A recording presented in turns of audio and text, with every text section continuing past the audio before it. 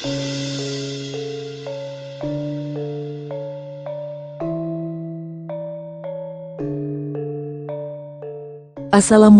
warahmatullahi wabarakatuh.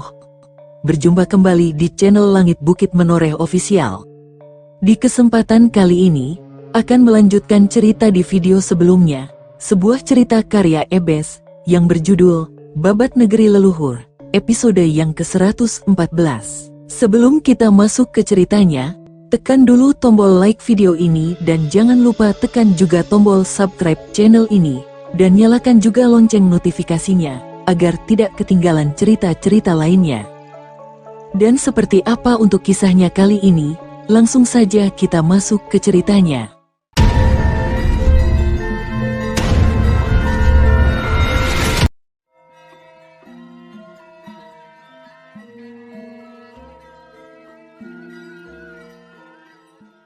Katakan padaku, siapa yang menyuruhmu berbuat seperti ini padaku?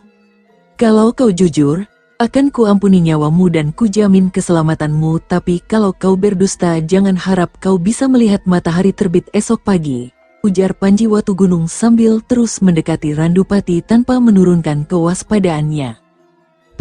Lebih baik aku mati daripada mengkhianati kepercayaan junjunganku. Usai berkata demikian, Randupati sekuat tenaga melompat ke arah Panji Watugunung sembari menusukkan kerisnya. Senjata pusaka berwarna hitam legam itu terarah tepat pada perut Panji Watugunung. Sang Pangeran Daha yang terkenal sakti mandraguna itu hanya berkelit sedikit saja, hingga tusukan keris Randupati hanya merobek baju mewah sang pangeran.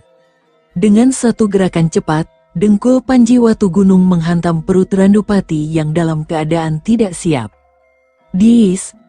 Randupati langsung melengguh keras bagai sapi disembelih saat dengkul Panji Watugunung telak menghajar perutnya. Terasa semua organ dalamnya nyeri bukan main. Randupati meringkuk seperti udang sambil membekap perutnya yang sakit.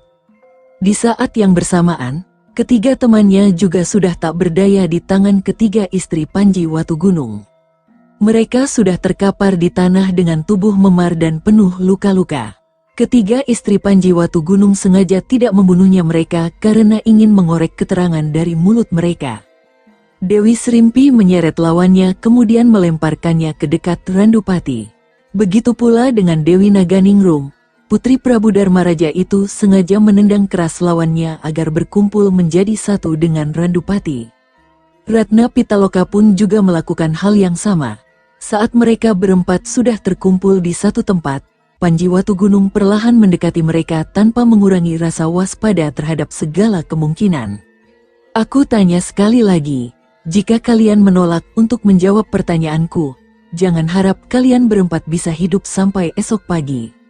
Siapa yang menyuruh kalian berbuat seperti ini? Tanya Panji Watugunung dengan keras. Belum sempat Randupati dan kelompoknya menjawab, puluhan prajurit istana Daha berdatangan ke tempat itu. Rupanya, Ratri sang pelayan Ayu Galuh yang meminta bantuan kepada para prajurit penjaga gerbang istana keputran Daha saat Panji Watugunung dan keempat istrinya tengah menghadapi Randupati dan kelompoknya. Dipimpin oleh Bekel Gandakusuma, mereka segera membentuk pagar betis untuk mengepung halaman istana keputran Daha. Gandakusuma buru-buru mendekat ke arah Panji Watugunung.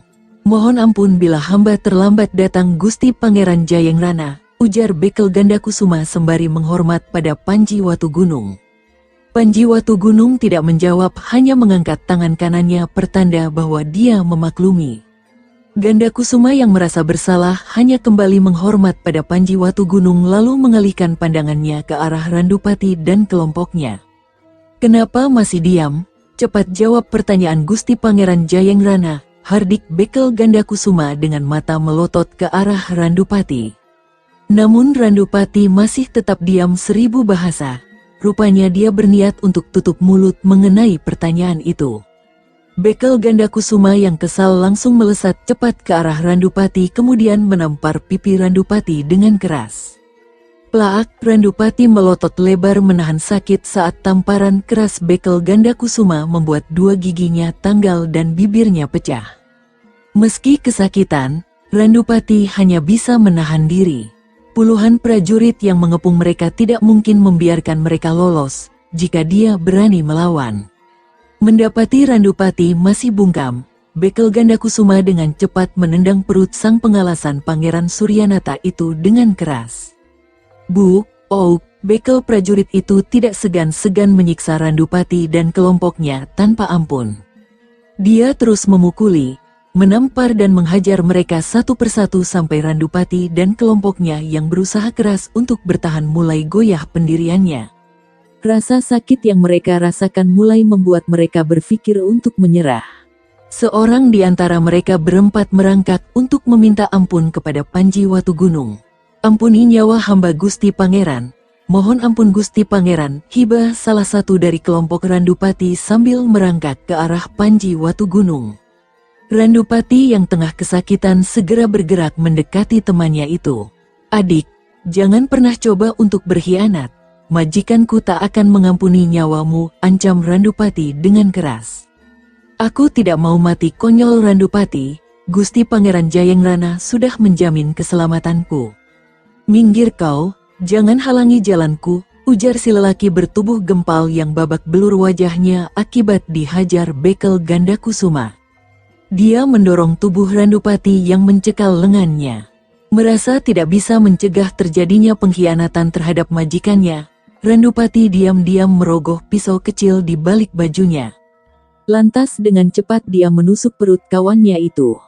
"Jelip, si kawan menjerit keras. Dia tidak menduga bahwa Randupati yang selama ini dihormatinya tega menyerangnya. Dia langsung tersungkur ke tanah. "Bangsat kau Randupati. Kau akan mati mengenaskan," maki si lelaki bertubuh gempal itu sambil membekap luka di perutnya. Tak berapa lama kemudian dia meregang nyawa. Dia tewas di tangan kawannya sendiri. Kejadian itu begitu cepat membuat bekel Gandakusuma terkejut. Dengan cepat ia menendang tangan Randupati hingga pisau kecil itu mencelat dari tangannya. Segera dia melayangkan pukulan ke arah dada Randupati yang membuat lelaki itu segera terjengkang dan menabrak tubuh kawannya yang masih bersimpuh di tanah.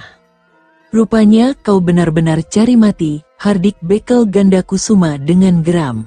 Saat bekel Gandakusuma hendak bergerak, dari arah gerbang istana Keputran Daha dua orang prajurit pengawal kepatihan berlari menuju ke arah Panji Watugunung dan keempat istrinya. Itu membuat bekel Gandakusuma tidak meneruskan gerakannya. "Mohon ampun Gusti Pangeran Jayengrana, Kepatihan Daha telah diserang. Gusti Ayu Sukesi terbunuh dan Gusti Mapatih Jayakerti terluka," lapor sang prajurit pengawal kepatihan sambil menghormat pada Panji Watugunung. Panji Watugunung terkejut mendengar laporan itu, begitu pula dengan ketiga istrinya. "Apa? Bagaimana bisa itu terjadi? Siapa yang melakukannya?" tanya Panji Watugunung segera. "Mereka ada 3 orang Gusti Pangeran. Salah satunya adalah Tumenggung Gilingwesi," jawab sang prajurit segera. "Tumenggung Gilingwesi, bukankah dia adalah orang dekat Pangeran Banjarsari, suami Rara Wulandari?" Panji Watugunung mengelus dagunya. Kecerdasan pemikirannya langsung menghubungkan peristiwa penyerangan di Kepatihan dengan yang terjadi sekarang di Istana Keputran Daha.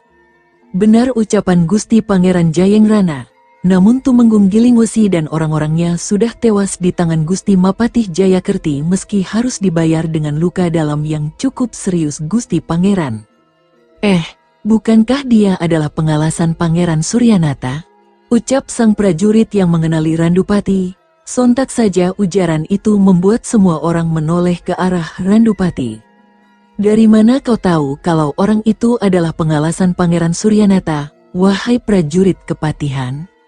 tanya Ratna Pitaloka yang berjalan mendekati Panji Watugunung. "Mohon ampun Gusti Selir, tempo hari hamba pernah mengawal Gusti Mapatih Jayakerti ke istana Gusti Ayu Retnosari. Maka dari itu, hamba tahu bahwa dia adalah seorang pengalasan Pangeran Suryanata," jawab sang prajurit Kepatihan seraya menghormat pada Ratna Pitaloka. Jadi begitu rupanya," ucap Panji Watugunung yang segera menyadari hubungan peristiwa ini dengan kejadian di Kepatihan Daha. "Bekel Gandakusuma, panggil Senopati Warigalit dan Tumenggung Adiguna kemari secepatnya." Malam ini juga kita tangkap Pangeran Banjarsari dan Pangeran Suryanata atas tuduhan percobaan pembunuhan dan menggulingkan pemerintahan Kerajaan Daha. Aku Yuwaraja Panjalu bertindak atas nama Maharaja Panjalu untuk menertibkan hukum dan keamanan kerajaan. Cepat kau berangkat, titah Pangeran Jayangrana yang membuat bekel ganda kusuma segera menyembah pada Panji Watu Gunung. Ucapan Yuwaraja Panjalu adalah perintah hukum tertinggi setelah raja karena Yuwaraja adalah raja muda kerajaan Panjalu.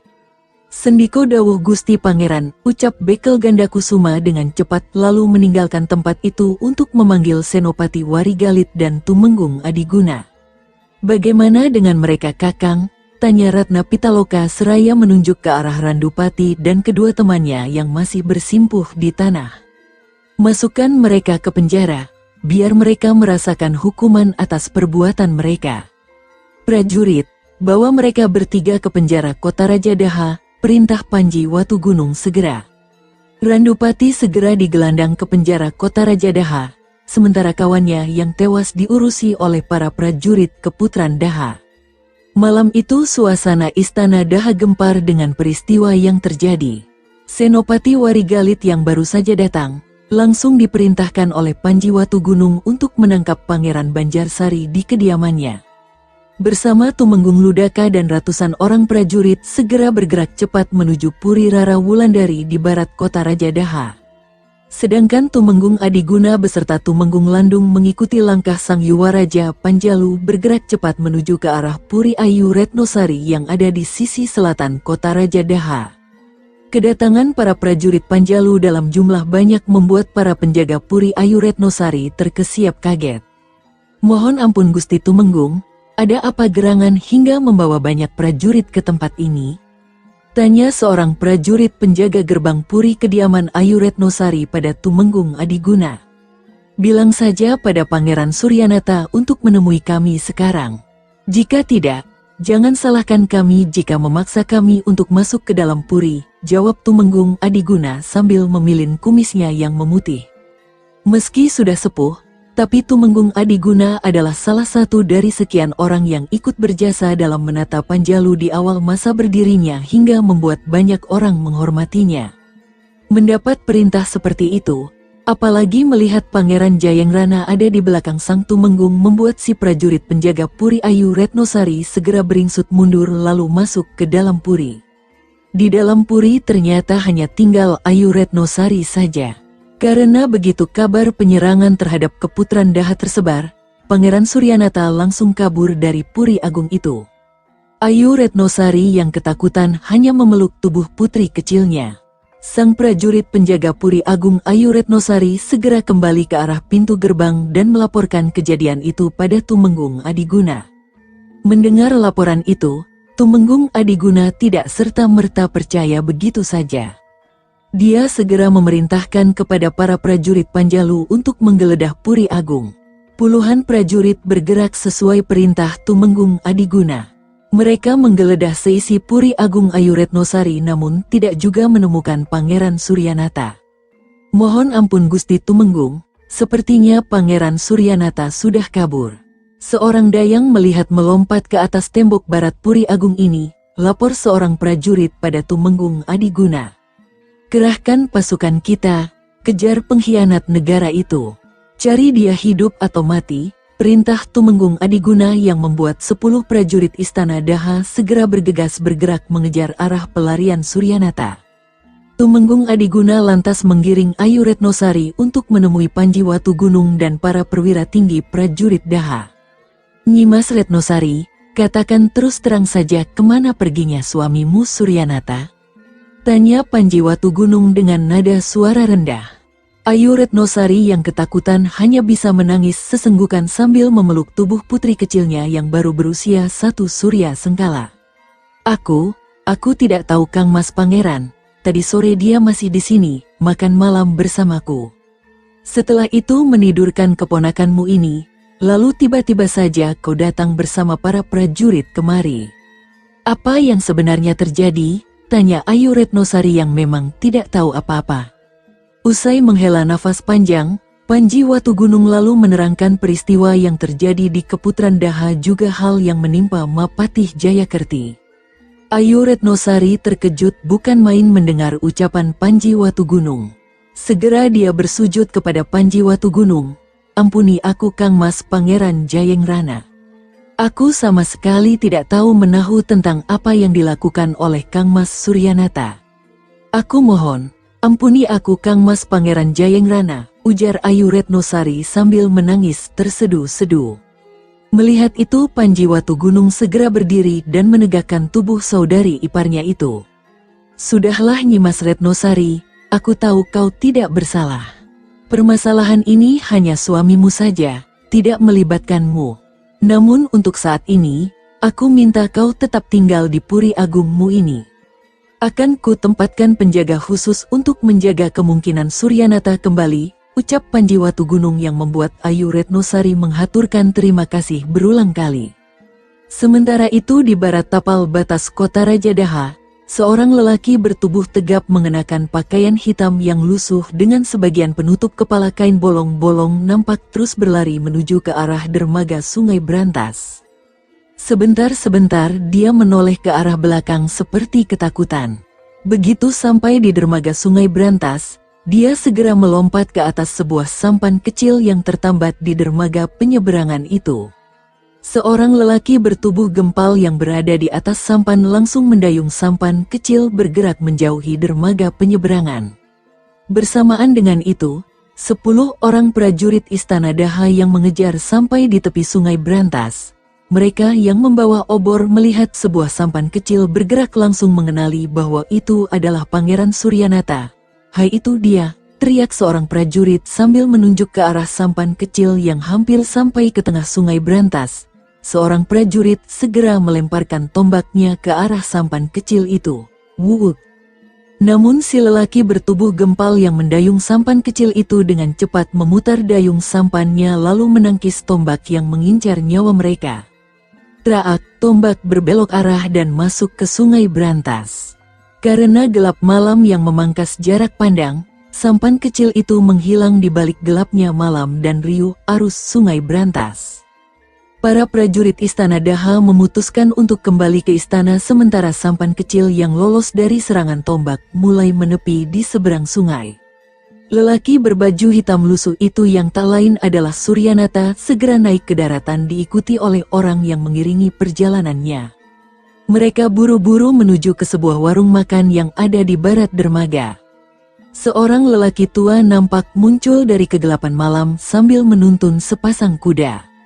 Mereka berdua segera melompat ke atas kuda mereka masing-masing. Sebelum menggebrak kudanya, Suryanata menatap ke seberang Sungai Brantas, ke arah kota Raja Daha. "Jayengrana, suatu hari nanti aku akan datang untuk membuat perhitungan denganmu." Usai berkata demikian, Pangeran Suryanata dan pengawalnya segera menggebrak kuda tunggangannya ke arah barat daya menuju Kadipaten Anjuk Ladang. Ada nyala api dendam yang ikut dia bawa dalam hatinya. Sementara itu di Istana Daha yang tengah kacau balau karena ulah kelompok Suryanata, Senopati Warigalit dan Tumenggung Ludaka mengepung Puri Agung tempat tinggal Rara Wulandari. "Ada apa ini? Kenapa tiba-tiba saja kalian mengepung tempat kami?" tanya seorang bekel prajurit yang bertugas menjaga kediaman pribadi putri kelima Prabu Samarawijaya itu. "Perintah Gusti Pangeran Jayengrana, Yuwaraja Panjalu." Pangeran Banjarsari dan Pangeran Suryanata dituduh terlibat dalam upaya pembunuhan terhadap Gusti Pangeran Jayengrana dan Mapatih Jayakerti. Karena itu harus ditangkap hidup atau mati. Kalau kalian melawan, kalian juga ikut dicap berkhianat terhadap kerajaan Panjalu, ujar Tumenggung Ludaka sambil terus menatap ke arah sang bekel dan para prajurit yang berjaga di kediaman Rara Wulandari. Dia yang pintar membaca gerak-gerik lawan, sudah bersiap untuk menghadapi segala kemungkinan yang akan terjadi. Dan benar saja, sebuah isyarat dari bekel prajurit itu langsung membuat para prajurit pengawal pribadi Puri Agung Putri Rara Wulandari menyerang ke arah para prajurit Panjalu yang mengepung tempat itu. Pertarungan sengit antara mereka segera pecah di malam hari yang bercampur hujan gerimis yang baru saja mengguyur kota Raja Daha. si bekel prajurit penjaga Puri Rara Wulandari langsung melompat ke arah Tumenggung Ludaka seraya membabatkan pedangnya. Sret. Perwira tinggi prajurit Daha yang sudah kenyang makan asam garam peperangan itu segera melompat tinggi ke udara usai menggunakan punggung kudanya sebagai tumpuan. Setelah bersalto di udara 2 kali, Tumenggung Ludaka segera mendarat di belakang si bekel prajurit Puri Agung Rara Wulandari. Tak ingin lawannya lolos, si bekel prajurit Puri Agung segera berbalik arah dan kembali melesat ke arah Tumenggung Ludaka. Lagi-lagi sabetan pedang yang mengancam nyawa terarah tepat ke leher Tumenggung Ludaka. Namun Tumenggung andalan Pangeran Jayangrana itu segera merendahkan tubuhnya lalu dengan cepat melayangkan pukulan ke arah perut si bekel prajurit. Buk, auk, si bekel prajurit terjengkang ke belakang sambil meraung keras. Namun dia segera bangkit lagi dan dengan membabi buta kembali menyerang maju ke arah Tumenggung Ludaka. Selepas 5 jurus, sebuah tamparan keras membuat si bekel prajurit kembali terjatuh ke tanah. Wajahnya membengkak akibat beberapa pukulan yang mendarat di sana. Bibirnya pecah serta sebuah luka berdarah di punggungnya semakin membuat penampilan sang bekel prajurit mengenaskan. Di dalam Puri Agung, Pangeran Banjarsari yang tengah tertidur pulas seketika terbangun saat mendengar pintu kamar tidurnya diketuk keras. Tok tok tok, siapa berani mengganggu tidurku? Cari mati ya, bentak Pangeran Banjarsari dari atas ranjang tidurnya. Mohon ampun beribu ampun Gusti Pangeran. Ada berita gawat Gusti, katiwasan. Puri Agung kita dikepung oleh prajurit keamanan kota Raja Daha Gusti Pangeran, ucap seorang prajurit dari balik pintu kamar tidur Pangeran Banjarsari. Mendengar jawaban itu, Pangeran Banjarsari terkejut bukan main. Segera dia menyingkirkan tangan Rarawiru yang melingkar di dadanya. Segera dia bangun dari tempat tidurnya dan merapikan pakaiannya. Dengan tergesa dia menyambar keris pusaka yang dia letakkan pada lemari di samping tempat tidurnya dan bergegas menuju pintu kamar tidur. Kriet, sang prajurit pengawal pribadi Puri Agung segera menghormat pada Pangeran Banjarsari. Kemudian mereka berdua segera melangkah menuju ke arah gapura Puri Agung. Sambil berjalan, puluhan prajurit Puri Agung mengikuti langkah sang pangeran. Saat Tumenggung Ludaka hendak menyelesaikan pertarungan, dari arah pintu gerbang Puri Agung muncul Pangeran Banjarsari dengan dikawal puluhan prajurit penjaga Puri. Hai, apa yang kalian lakukan? Kenapa tiba-tiba kalian menyerbu Puri Agungku? Apa kalian ingin mencari masalah denganku ha? Teriak Pangeran Banjarsari dengan keras. Para prajuritmu yang memulai lebih dulu, Pangeran Banjarsari. Kami hanya membela diri. Kedatangan kami kemari adalah untuk menjalankan tugas dari Yuwaraja Panjalu sebagai pimpinan sementara kerajaan Panjalu untuk membawamu menghadapnya, ujar Senopati Warigalit yang baru saja melompat turun dari kudanya. Mata kakak seperguruan Panji Watugunung itu terus mengawasi gerak-gerik Pangeran Banjarsari yang mencurigakan. Menghadap Kang Mas Pangeran Jayangrana, ada perlu apa memanggilku? Bukankah bisa lewat utusan dan bicara baik-baik? Tidak perlu memakai kekerasan seperti ini. Pangeran Banjarsari bersikap seolah-olah tidak tahu apa yang terjadi. Kau jangan berlagak bodoh, Pangeran Banjarsari. Malam ini terjadi 2 peristiwa besar di kota Daha dan kau diduga sebagai dalang dari 2 peristiwa ini. Pangeran Suryanata sudah kabur dari kota Raja Daha, tinggal kau yang belum kami tindak. Gusti Pangeran Jayangrana meminta kami menjemputmu dengan segala cara, baik hidup atau mati, ujar Senopati Warigalit dengan tegas. Pangeran Banjarsari kaget setengah mati mendengar ucapan Warigalit. Otaknya yang licik segera memikirkan cara untuk meloloskan diri dari jerat hukum. Apa ada bukti aku terlibat dalam masalah itu? Apa ada yang bisa menunjukkannya? Jangan asal tuduh sembarangan. Senopati Warigalit, dalih Pangeran Banjarsari yang masih mempertahankan ketidakikutsertaannya. Kau bisa bersilat lidah, Pangeran Banjarsari, tapi Tumenggung Gilingwesi yang tewas dan anak buahnya yang sudah mengakui bahwa mereka adalah utusanmu, apa bukan bukti yang cukup untuk melibatkanmu ha? Jangan banyak berdalih, menyerahlah. Kalau tidak terpaksa aku memakai kekerasan untuk membawamu pada Gusti Pangeran Jayangrana, ujar Senopati Warigalit yang mulai hilang kesabaran menghadapi silat lidah Pangeran Banjarsari. Raut muka kakak seperguruan Panji Watugunung itu mulai memerah pertanda dia mulai gusar. Pangeran Banjarsari yang tidak bisa mengelak lagi, perlahan mulai meraba pinggangnya. Perlahan dia mundur selangkah dan itu menjadi isyarat bagi para prajurit bawahannya untuk menyerang anak buah Senopati Warigalit. Puluhan prajurit Puri Agung segera melompat maju ke arah pasukan keamanan kota Raja Daha. Pertarungan antara sesama prajurit Panjalu terjadi di malam hari itu. Suasana dingin yang turun bersamaan hujan deras yang mengguyur kota Dahanapura tidak mendinginkan suasana yang panas di depan Puri Agung Rara Wulandari. Meski tengah malam telah berlalu dan cuaca begitu dingin menusuk tulang, para prajurit yang tengah bertarung tidak menghiraukannya. Melihat para prajuritnya mulai terdesak, Pangeran Banjarsari langsung geram. Suami Rara Wulandari itu segera melompat ke arena pertarungan. Senopati Warigalit yang sedari tadi hanya memperhatikan gerak-gerik Pangeran Banjarsari, ikut maju ke medan pertarungan. Suami Ratri itu dengan cepat menghadang laju pergerakan Pangeran Banjarsari yang baru saja menusuk perut seorang prajurit keamanan kota Raja Daha dengan kerisnya. Sudah cukup, Pangeran Banjarsari, kau tidak mungkin bisa lolos dari kepungan kami. Ini peringatan terakhir bagimu, ucap Senopati Warigalit dengan tegas. Persetan dengan hidup mati, kalau aku mati, akan kubawa kau bersamaku. Teriak Pangeran Banjarsari yang dengan cepat menyerang Warigalit dengan keris pusakanya yang berlumuran darah. Warigalit dengan cepat menghadapi Pangeran Banjarsari dengan ilmu silat padas putihnya. Gerakan silat sang Senopati Panjalu itu begitu luwes dan mematikan menghadapi serangan Pangeran Banjarsari yang membabi buta. Wus, satu tendangan dari Pangeran Banjarsari dihindari oleh Senopati Warigalit dengan melompat tinggi ke udara. Melihat lawan bisa menghindar, Pangeran Banjarsari segera putar gerakan tubuhnya dan kembali merangsek ke arah Senopati Warigalit seraya menyabetkan keris pusakanya. Sret! Warigalit yang baru saja menjejak tanah langsung merendahkan tubuhnya dan melakukan sapuan kaki pada kuda-kuda Pangeran Banjarsari yang goyah. Buk, Pangeran Banjarsari terjatuh ke tanah yang becek. Melihat itu, Senopati Warigalit bermaksud untuk menginjak dada si Pangeran Durjana. Namun Pangeran Banjarsari yang melihat gerakan tubuh Warigalit segera berguling menjauhi Warigalit lalu segera berdiri.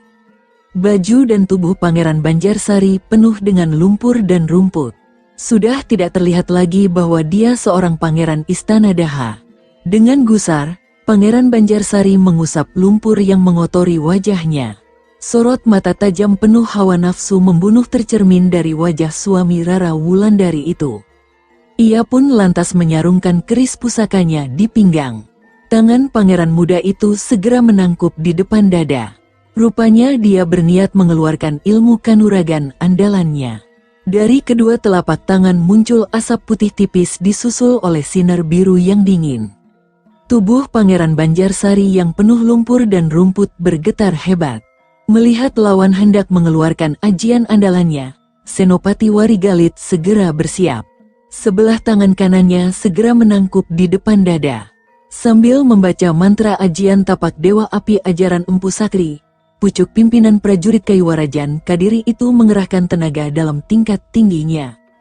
Zert, sinar merah kekuningan bergulung dari bahu kanan dan berkumpul di tapak tangan kanan sang senopati hingga telapak tangan kanannya berubah menjadi merah menyala seperti api. Setelah ajian pamungkasnya sampai di tahap sempurna, Pangeran Banjarsari segera melompat tinggi ke udara sambil menghantamkan tangan kanannya ke arah Senopati Warigalit. Mati kau Senopati keparat, hiaat. Sinar biru menerabas cepat ke arah Senopati Warigalit disertai angin kencang yang dingin. Wut, dengan ajian sepi angin, Warigalit menghindari sinar biru dari tangan Pangeran Banjarsari. Akibatnya sinar biru menghantam seorang prajurit keamanan kota Raja Daha yang sedang sial. Blar, ledakan dahsyat terjadi dan tubuh si prajurit keamanan kota Raja Daha itu langsung terlempar. Dia langsung tewas dengan tubuh membeku. Itulah kehebatan ajian naga beku andalan Pangeran Banjarsari. Menyaksikan lawan bisa menghindar, Pangeran Banjarsari kembali menghantamkan tangan kanan dan kirinya bertubi-tubi ke arah Senopati Warigalit. Wut wus, blam. Blam, ledakan dahsyat terdengar berulang kali dan beberapa prajurit keamanan kota Raja Daha dan prajurit Puri Agung menjadi korban keampuhan serangan Pangeran Banjarsari karena Warigalit terus-menerus mampu menghindari setiap serangan sang pangeran. Usai berhasil menghindari sinar biru dari tangan kanan Pangeran Banjarsari, Senopati Warigalit melesat cepat ke arah Pangeran Banjarsari seraya menghantamkan tangan kanannya. Gerakannya yang begitu cepat membuat Pangeran Banjarsari gelagapan dan segera menghantamkan tangan kanannya untuk beradu ilmu. Dua tangan yang diliputi oleh dua ajian berbeda unsur itu berbenturan. Duar, ledakan dahsyat terjadi dan Warigalit terpental mundur ke belakang, namun demi menghentikan laju tubuhnya ia menjejak tanah dengan keras hingga gerakan tubuhnya terhenti.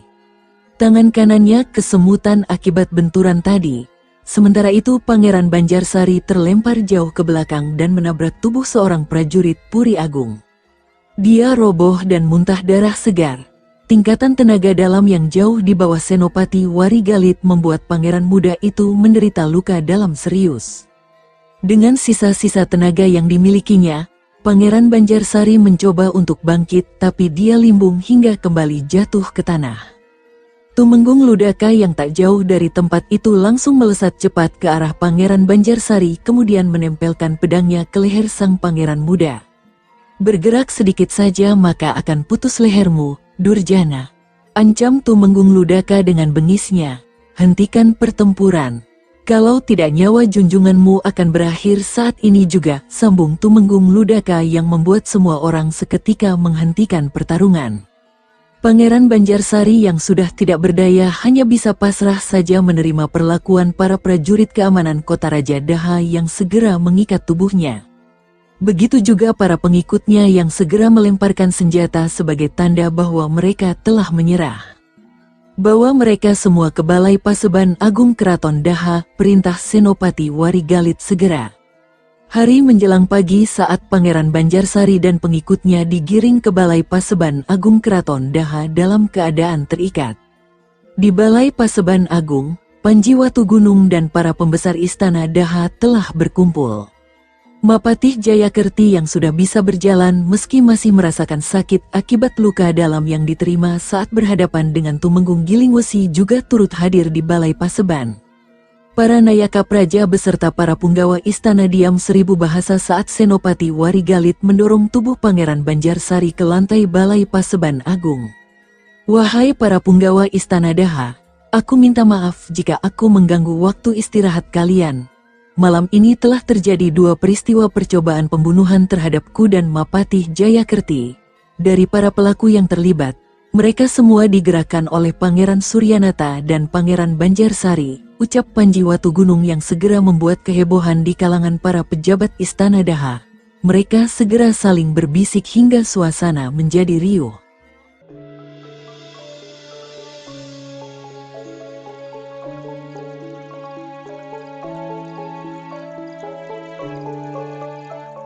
Sahabat pendengar setia Langit Bukit Menoreh ofisial yang berbahagia, sampai di sini dulu ceritanya.